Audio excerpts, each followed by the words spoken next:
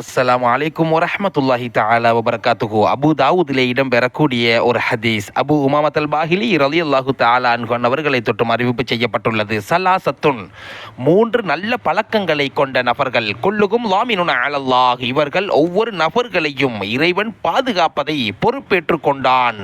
வ இன் ஆஷ, இவர்கள் உயிருடன் வாழக்கூடிய காலகட்டங்களில் ருஸிக, பொருளாதாரத்தை வழங்குவதற்கும், வகுஃபிய, இன்னும் போதும் என்ற ஒரு வாழ்க்கை வாழக்கூடிய அளவுக்கு உண்டான வசதி வாய்ப்புகளை கொடுப்பதற்கும் இறைவன் பொறுப்பேற்று கொண்டான் என்றார்கள் இறை தூதர் நாயகம் ஸல்லல்லாஹு அலைஹி வஸல்லம் அன்னவர்கள்.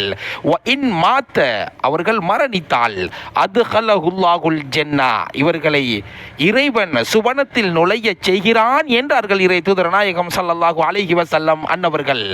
இப்படிப்பட்ட பாக்கியம் கொண்ட மூன்று நபர்கள் யார்? முதலாவதாக சொன்னார்கள், மன் தஹல பைத்தஹு, யார் தன்னுடைய வீட்டிற்குள் நுழைகிறாரோ, பிஸலாமின், சலாத்தை கொண்டு யார் வீட்டிற்குள் நுழைகிறாரோ அப்படிப்பட்ட நபர் என கூறி காட்டினார்கள் இறை தூதர் நாயகம் ஸல்லல்லாஹு அலைஹி வஸல்லம் அன்னவர்கள். சுப்ஹானல்லாஹ், வீட்டிற்கு முன் வாசலில் நின்று சலாம் கூறும் பழக்கங்கள் இன்று அழிக்கப்பட்டு போயிருக்கிறது. ஒன்றை புரிந்து கொள்ள வேண்டும், உங்களுடைய பிள்ளைகளுக்கும் நீங்கள் இதை கற்றுக் கொடுங்கள்.